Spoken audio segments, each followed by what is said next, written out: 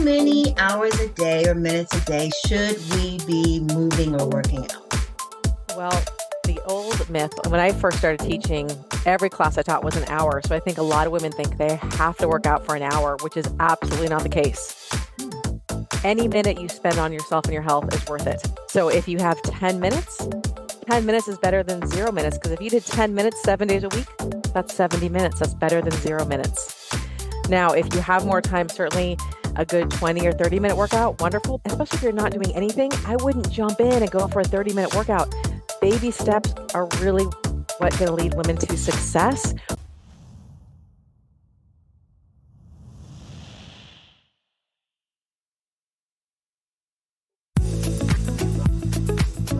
Hi, I'm Lynnis Mullins, and I love to help women to vibe, to be more vibrant, intuitive, beautiful, and empowered in midlife. So come on, let's vibe.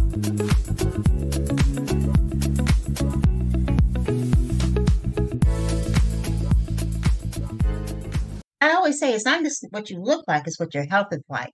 And the idea of having a year-round fitness program is really important. So I invited my friend Pam, and I have to tell you, we have been trying to get together at least 3 times to do this podcast. We're just excited that we were able to overcome all the technical stuff and schedule glitches.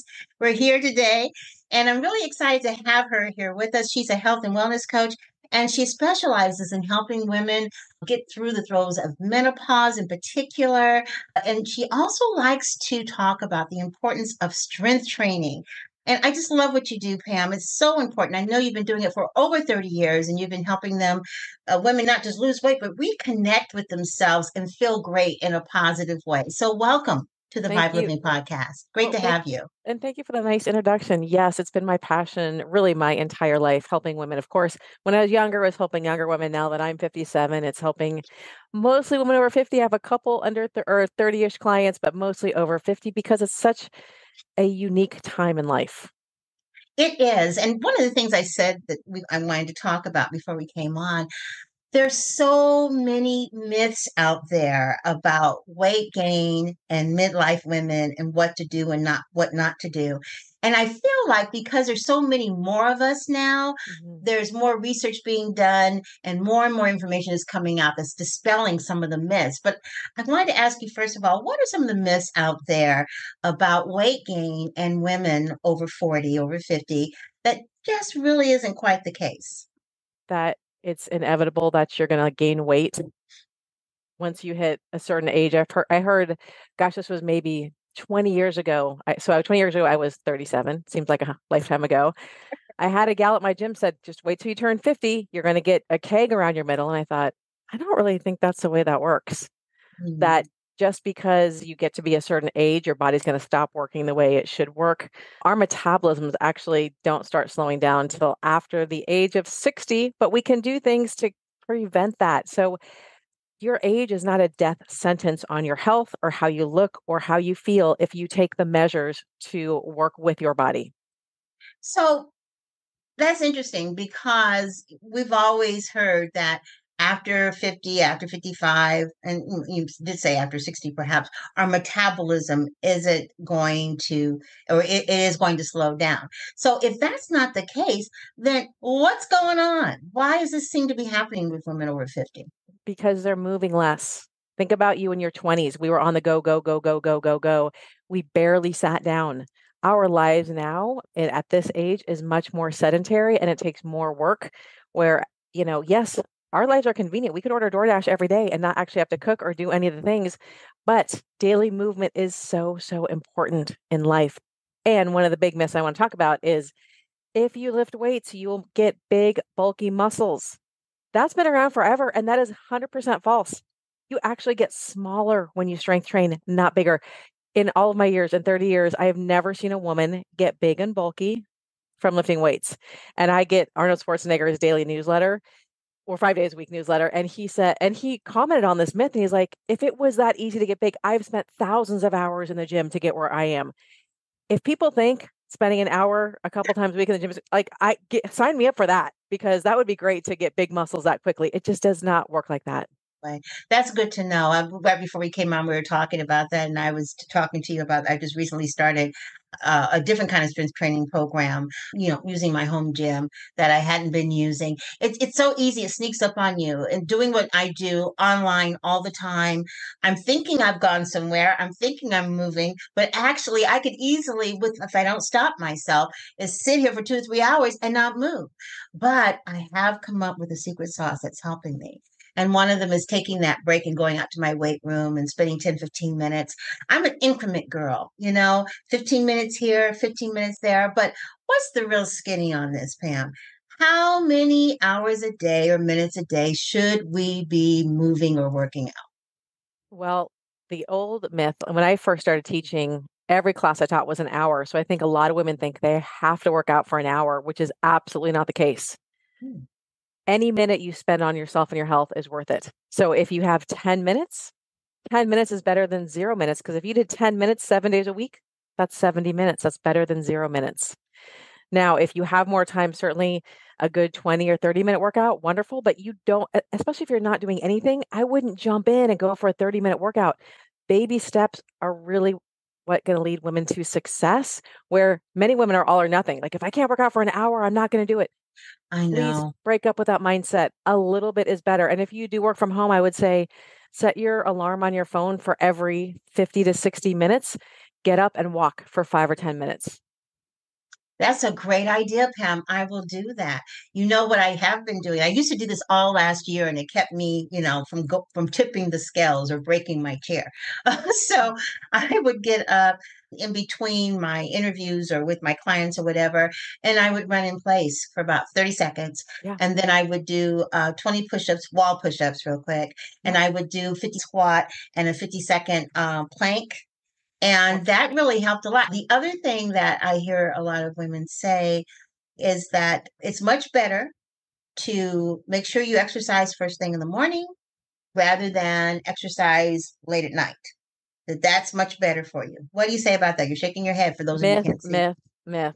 Okay. All Whenever right. you have the most energy is the best time to work out. I'm a morning person. I love working out in the morning. 6 o'clock at night, I'm ready for my jammies. There is no way I'm working Me out at six too. o'clock at night. Yeah. Whatever your body clock says is the best time is the best time. That being said, if you have a crazy busy day, I recommend getting it done first thing in the morning because it's so easy to just let that go. First thing in the morning, on my YouTube channel, Lynnis, I created a 10-minute workout playlist for those ladies who say, I don't have time. I'm like, you got 10 Oh, I minutes. gotta check that one out. Yeah, okay, so now that's good information. Now here's another question. I have a list of these Oh, myths. good, I don't know if they're good. myths or not. They could be true. Okay. But what's better, walking every day or doing an exercise plan every day? I would say walking. Why is that? Okay, so I have to tell you, I am a former long distance runner snob. I do not run long distance anymore. And I just thought, why walk? Why bother? I know that was me in exercise. I didn't want to exercise Yeah, because I was a dancer, right. but there comes a point in time. But then I went to Italy where there are no gyms and everybody walks all the time and there is zero obesity and they eat real food and they walk and walk and walk. Realistically, most of us can walk more than we can work out. We all have access to working out. Not all of us have access to a gym. I'm sorry, we all have access to walking. We don't all have access to a gym. So for longevity, I mean, we definitely need strength training for longevity. But realistically, I would say if more people can get more walking in, that would be incredible. Okay, that's good. Now, here's another one. Yeah. This is one that's been going on a while, but it seems like I hear it a lot. And that's about the ability to get up off the floor Yep. if you fall down. Okay. Yes. So, what are the kind of exercises we need to be doing in order to make sure we can get up off the floor? Now, some of the ones that I've seen in terms of what you need to be able to do, I'm like, oh my gosh. And I'm in fairly good shape, but it would be hard on my knees, what they're saying. And it's not because my knees are in bad shape, but it's I don't like, I have hardwood floors in most places. And I guess even with the yoga mat, it's just like too much. So they're doing a lot of knee stuff and some other things. But what exercise do we need to be doing, or what types of exercises in order Sure. to get up if we fall down? Yeah, it's interesting because on TikTok, most of my videos are like a couple hundred views. The ones where I have getting up off the ground, 300,000 views, which is because I'm like, okay, people need to know how to do this. It's a So thing. it's a thing. So getting on your butt and then putting your hands by your sides, Hmm. kind of rocking and rolling up. That's one way, especially if you have hardware. So more like back like this and come up. Hmm. You can put Hmm. your hands on the ground. Yes, you have hardwood floors. I would still get on your hands and knees and practice putting one foot on the floor and then the other and then standing up. So you're on hands and knees, Hmm. bring one foot up, your other knee's on the ground, press yourself to standing. Oh, I could Um, do that. Yeah. Okay. That would squat, that's not too hard on the knees. That's not too hard. no, squats. People need to be Hmm. doing squats are one of the best exercises you can do for the rest of your life. If you don't know how to do it, sit at your kitchen chair, have your butt on the very edge of the chair. Stand up, sit down and touch your butt, stand up, touch your butt. Most people do not go all the way down. You want to go that far down. That Right. builds your leg muscles, which are very important in getting up. I have a firefighter friend who says 60% of his calls are for people that fall in their homes and can't get up. 60%. I Yes. believe that too, because here's the other thing I was just talking about in the other podcast I was recording. Let's face it, the baby boomers ain't going away. And so we're Mhm. here. We have the longevity going for us, but Mhm. the issue is the quality of life that we want to live in longevity. So Right. now here I am 67, okay? Let's say that I wasn't in the shape that I'm in right now. Is it too late for me? Never, never. The studies that I read say you can even build muscle in your 90s. I read that same study. Consistency is the key. So thinking you can work out once a week and that's going to fix your whole life, absolutely not. I think most people need to be strength training 3 times a week, if not 4 times a week. And if you're doing nothing, start with 1 or 2 times and work up to 3 or 4 times. Body weight exercise is a great way to start. And then you can add dumbbells, get a trainer, go take a class, something like that. But now that I'm a decade younger than you, 57, I think, how do I want myself and my clients to feel when they're 70, 80, 90? What we do now has a direct reflection on how we feel later. So for all these people that sit all day, like you're going to feel like crap in 10 years because you're not using Oh, your body. that's right. I danced until 62. And I know I'm still seeing the benefits of that right now. And actually, I am going to start dancing again. In fact, I'm rehearsing right now to dance at church. So I am going to be moving again. But, how you treat your body, for those of my younger listeners, because I know I have some 30 somethings out there, how you treat your body right now when you're younger makes a huge difference as you get older. I know that young people have a tendency to like to junk their body, do whatever, it doesn't matter. And it doesn't at that time, but it catches up to you later on. But I also hear you saying that it's not too late to reverse some of those bad lifestyle decisions. It's definitely not too late. You can always change the way you eat. In fact, I say a lot to women, your body is like a Ferrari. You would never put cheap gas in the Ferrari, ever. Your body deserves high quality nutrition. It does not deserve cheap, fast, or easy. Right. That's true. That's true. In fact, let's talk about that a little bit about sourcing our food. This may or may not be a myth. Let's see if we can dispel this myth or say Okay. it's true. First of all, that basically your weight is all about what you put in your mouth. 95% yes. 95% yet. Okay, so since that's 95%, how important is sourcing? First of all, let's go back just in case some people don't know. What is sourcing and why is it so important when it comes to our food? Where your food comes from is where it's sourced from. So I probably a lot of people hear about eat locally Hmm. and eat seasonally. So we shouldn't be having blueberries in December because they're not grown that time. They're grown in the summer. This is the best time to have any kind of berries. Buying frozen in the winter, absolutely. That's a great thing because they're frozen right when they're fresh. But sourcing is, do you know where your food came from? And we might not, I mean, it's hard to know exactly where everything came from, but you want to buy close to home as much as you can.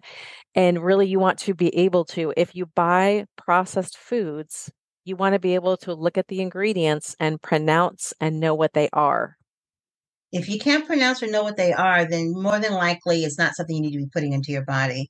It's interesting how the things that are good to put in your body are pretty easy to pronounce. So, And single ingredient foods, apple, egg, meat. I mhm. mean, and what drove me crazy is when the keto thing came out and people would say, fruit's bad. And in my experience, nobody has ever gotten fat eating an apple, 3 apples, berries. No, I tell you, with all these different approaches with meal plans and everything, and I'm not going to poo-poo any particular kind of meal plan, but I do have some issues with some of them because I believe that too much of anything is never good. Agreed. All things in moderation. Yeah. As we get older and we need that connective tissue and other kinds of things to get a complete protein, maybe you won't burn in hell if you decide to eat some kind of flesh like salmon or, albacore tuna or maybe a piece of chicken or whatever, if you've been a non-meat eater for a long time. As our bodies change, we have to check in with ourselves and figure out, okay, do I still need to be eating this way? And you also need to figure out what's going on in terms of your vitamin levels, your hormonal levels, and all of that. It's not, it doesn't have to be a complicated thing, but Mm. it is something that where you want to honor your body by just checking in with yourself to find out what's going on. Well, and really paying attention to how you feel after a meal. Are you Mm. full? Do you have high energy? Do you have low energy? As we age, we lose muscle after the age of 40 unless we actively strength train. And for your listeners to know, our muscles protect our bones. That's why so many older people fall, they break bones because they don't have any muscle that protects their bones. That's why strength training is vital, especially as we age, and our protein needs actually increase as we age. Where you see as you age, a lot of people their appetites decrease. They actually need to eat more protein to protect the muscle that they do have, and that's very hard because they might not want to eat that much, but you need it to protect the muscle. Well, let's talk about that because Okay. when we first met, you spoke into my life about proteins, and I knew that I need to increase my protein, but my number was like about 30 or 40 grams less than your number. Pam told me that we need to be doing at least 100 grams of protein a day. And some people might think 30, 30, 30, 30, that's 60, 30, 90. Okay, yeah, close to 100. So somebody was saying, well, oh my God, I don't eat meat. Or that's too many carbs for beans and rice. But Pam, what did you tell me about that? There are amazing protein shakes out there that you can have, and most of us women are not natural meat eaters. Meaning, I think of Fred Flintstone with a great big brontosaurus like thing in his hand. We're not natural meat eaters. Yes, I do like meat, but I can't eat a lot of meat. I highly encourage women to find an amazing protein shake. You can have one or two a day. That'll get you 50 grams a day. That's halfway to your goal. And it might seem like a lot, but we are carb eaters by nature. Women are. We need to flip that switch and make it every meal. You should think, what's the protein I'm going to eat first, then vegetables, and then a healthy carb. Build your plate like that, and you will see you'll be really full. You won't have sugar cravings. I mean, when you're full, you're not thinking about, should I get those Oreos or not? You're full, which is great. But you don't have to eat meat to get the protein that you need. Absolutely. And I've been doing the 100 a day, coming close. And I do it with two shakes. One in the morning, early mornings. I want to make sure that I introduce protein to my system first thing in the morning. Yep. So I do that. And then one in the afternoon with a big lunch. And let's talk about calories. Here's another one Yes. Yes. that is somewhere around the myth, yes or no. Is it important for us to count calories? No. I agree with you. I didn't always agree with you, but especially as we get older, it really becomes about something else. Why isn't it important? Why shouldn't we not? Well, that's a double negative. Why isn't it important? Okay. So, say, for example, your protein shake is 240 calories. So is a Snickers. Let's talk about the nutrition of what is in both of those. It's so important what your body absorbs nutrient wise. From the Snickers, not much. And then you get a sugar crash because you're not even full. From the protein shake, your body absorbs all those amazing vitamins and minerals and that protein, and it works in your body for your body. And most women, myself included, because I've made all the mistakes out there with every other woman, we've been chronically under eating for years. We should not be depriving ourselves. As long as we're eating real food, some protein shakes, healthy carbs, lots of vegetables, it's like you can't eat too many vegetables, right? Right. I was just having a conversation with a client. I said, I'm sorry to say, but a serving of rice or sweet potato, it's a half a cup. She's like, oh, I was having a cup. I'm like, cut that back and add more vegetables in and if you have a meat or protein shake, add that in. When you strictly think about calories, you're not thinking about the quality of what you're putting in your body. Many years ago, my in-laws were doing Weight Watchers, 2005, in fact. Mm. And I opened the cabinet in their house and they had a whole bunch of 2 point bars at the time, which was made by Weight Watchers.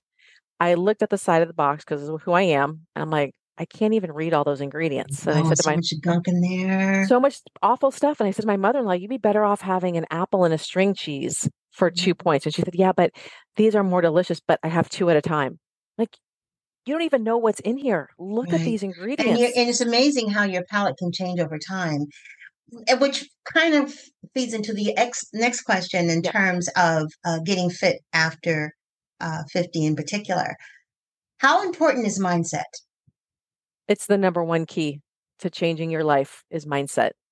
Because if you think you can or you think you can't, you're right. You have to know that you are 100% in charge of yourself. Nobody else can take care of your health for you. We can hire out housekeepers and cooks and Uber Eats and all that stuff.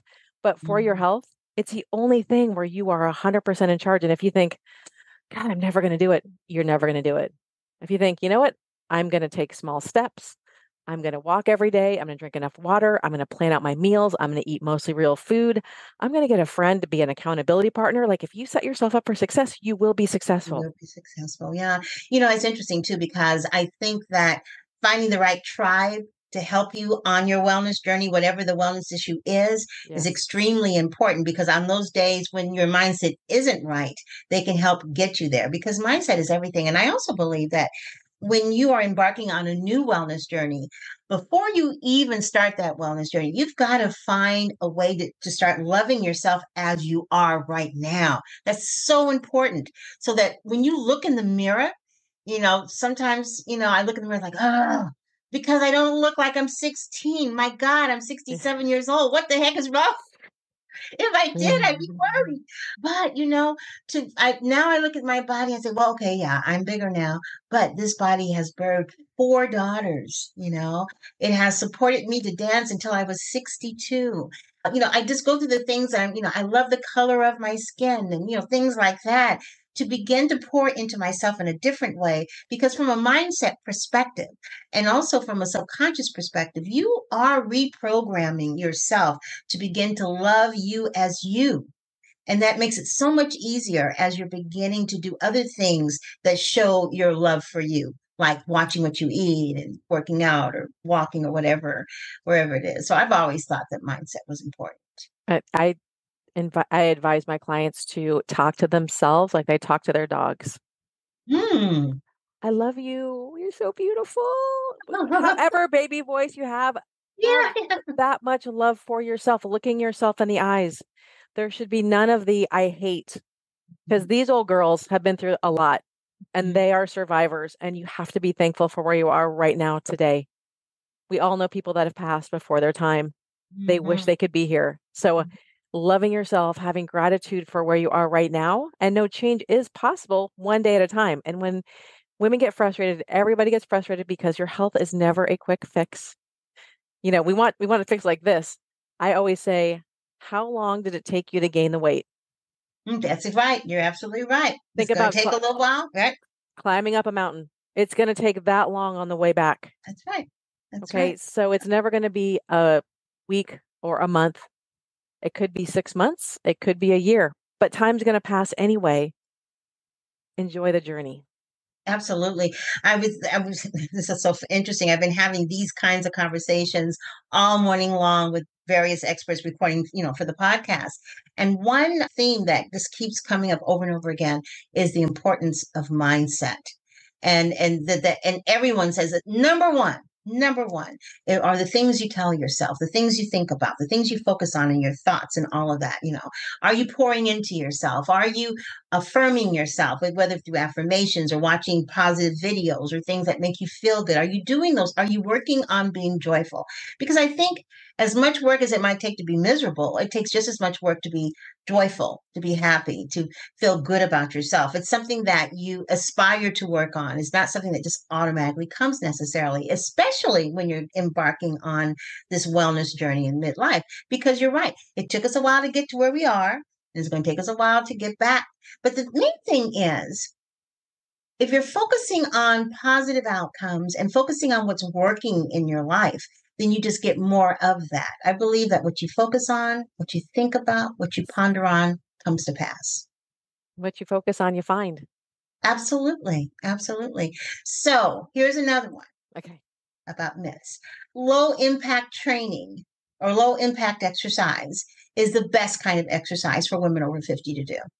False. Strength training all day, every day. Well, you don't want to do it all day. Is we grew up in the cardio era. Cardio, high impact aerobics and then step aerobics. And I teach step. I still love step. But women think they're doing so much good on the elliptical. They're not doing anything. You will get more bang from your buck by spending the exact same time strength training. And if you don't know how to do it, hire a trainer, take a class, tons of videos on YouTube. You it does not do a lot of great for your body. Low impact, go outside and walk. This time of year, gorgeous, get up early, go outside and walk. In the gym, you will benefit so much more from strength training than from low impact exercise. I absolutely agree. I'm a walker now because, like I said, but it's hard for me to get into like real exercise because I used to always think that what if I hurt myself? I'm jumping up and down doing this thing, and I was dancing all the time, so that was my exercise.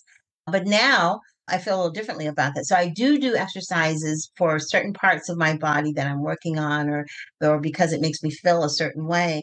And I still say that the walking is the best. First thing in the morning, it sets my day. And if you can do it first thing in the morning, it really helps you to have an energy reserve for later in the day. I always have more energy when I walk in the morning or when I walk, period. And that's another thing about movement and fitness. Some people say, well, afterwards I'm so tired. What do you say to that for people who feel like they're just too tired to work out? Exercise gives you energy. It really, really does. So I would, wherever you are, if you haven't worked out for 10 years, start with 10 minutes. That's not going to wear you out. You will have more energy throughout the day. You're exactly right. That if you did a crazy CrossFit class, yeah, you'll be exhausted, but meet yourself where you are right now and start small. And you'll be surprised at how much more energy you have from starting moderately and keeping it up. I see so many women fail because they go hardcore and go crazy and don't take rest days, and then they're spent. Like, your weight loss, women want to lose weight. It's all about what you eat. The working out shapes your body. Don't kill yourself in the gym. That drives your hunger up. Be moderate in the gym because you don't want Hmm, more hunger because if you are trying to lose weight, I'm not saying you want to eat less, but you want to have a mindful diet. right. But strength training really is the key for longevity. Now, here's my last question. And this Okay. is something that's brand new that's coming up. I'd love to hear your opinion. Everybody's talking about it, and it's called different names, but it's the medication that was Mhm. originally created for one thing, Yep. and now they're using it for this. What's your feelings about that? These new weight loss drugs. I think for morbidly obese people, it's amazing. It's our technology is unbelievable for that. That's who it was made for. I also just saw a post by a regular sized person who said she's taking it because she has insulin sensitivity and it stables out. She's stabilized throughout the day taking that, but she gets a lot of hate from people saying you shouldn't take that because you're cheating. I think okay, and I do know women who have taken it for the last 10 pounds, the last 15 pounds. If it makes them feel good, if they're ending their struggle, one of my old clients, she was 200 plus pounds for the whole time I've known her. She's lost 60 pounds. She said, I haven't been this size since high school. Wow. If it gives you that, and she said, what for her, what it did is she used to have 24/7 food thought in her head, Yeah. Starbucks and chips and just bad stuff. It was a movie that played all along my head. Those drugs took that away from me. And now I can just eat like a regular person. If it enhances somebody's life like that and they can, I don't want to think about food 24/7. I mean, that sounds Right. terrible. Yeah. If it can help you, I think that's great. I do hope that people who really need it don't run out of it because the people who are losing That 10, is, right? yeah, that's been a concern lately, I guess, is at least that's what they're saying.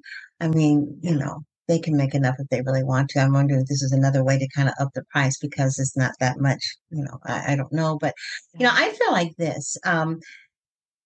something, anytime you are introducing drugs into the system, you want to make sure that you are doing it under a doctor's care, hopefully an integrative doctor that's taking in consideration other things than just your body in terms of what's going on in your life. Because sometimes the weight gain and everything else has to do with environmental factors and stress and things that are going on in your life. So if you're taking it, that's great, but reinforce what you're doing by still making those lifestyle changes, still eat healthy, still, move, still, kick that, stressed out husband to the curb if, if he's not getting better and causing you emotional issues. Yeah. There's still things that maybe we need to do outside of just taking the drugs in order to make it a complete, fully mind, body, spirit, experience. Yeah. And it promotes muscle loss. Mm. So it decreases your appetite and you lose muscle. So it might be a short-term Mm. solution, but long-term, you still have to lift weights. You still have to prioritize protein. You still have to put the work in. It's not Mm. a magic pill forever. You get the weight Interesting. off. I hadn't heard that one. Yes. Yeah, I've heard other side effects, and because it's being used in this way and it hasn't been for a while, they're still collecting information in terms of side effects and things like that. But the only side effect that I've heard about on an ongoing basis is what it might do to your face in terms of losing weight in the face. We don't get to decide, okay, I'm going to take this and I'm going to lose weight for sure in my butt. Yes. And you probably will eventually, but it may take from your face or other areas too. So you just have to have realistic expectations. And somebody told me something that they did when they started taking it. They also started going to a therapist to help them deal with not being morbidly obese anymore. Because she still, even though she felt better, she still had a fat girl brain and a skinny body. And so she went to a therapist for 6 months while she was taking it. And it really helped immensely because she was still having some of those, like your friend, someone you said their thoughts changed. Her thoughts were, now that I'm like this, am I good enough kind of thing? Because so much of her self esteem was tied to being thin means good. So now that she was thinner, am I really good? Maybe I'm not. I'm still the same person. I still, that kind of thing. So she had to, so, I think being aware of these kinds of things just makes your experience and outcome so much better. I think that we need to remain open minded. I don't believe in panaceas. You know, take this and then everything works. Agreed. A million Yeah, percent agreed. Because yeah, there's still the stuff on the inside you have to deal with. yes. And there's still the work you have to put into the gym. Everybody needs to be lifting. Everybody does. So it's not like you take it and your life is perfect and your relationships are perfect and your body looks, I mean, yeah, you still have to put the work in. Still have to. Wow. Well, thank you, Pam, for putting in the time with me.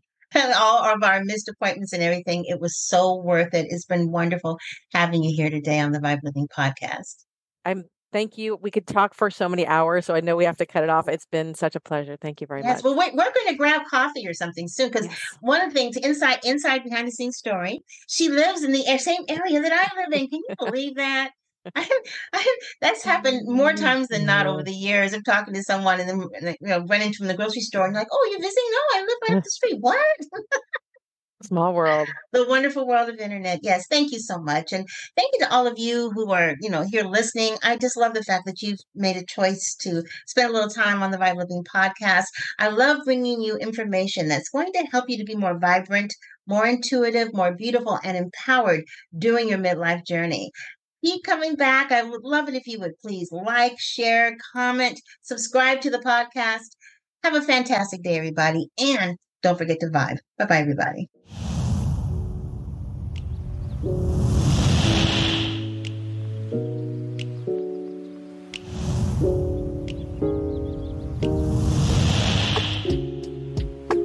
Thanks for listening to the V.I.B.E Living Podcast. And don't subscribe, like, and comment, and share this podcast. Have a fantastic day, and don't forget to vibe. Bye-bye, everybody.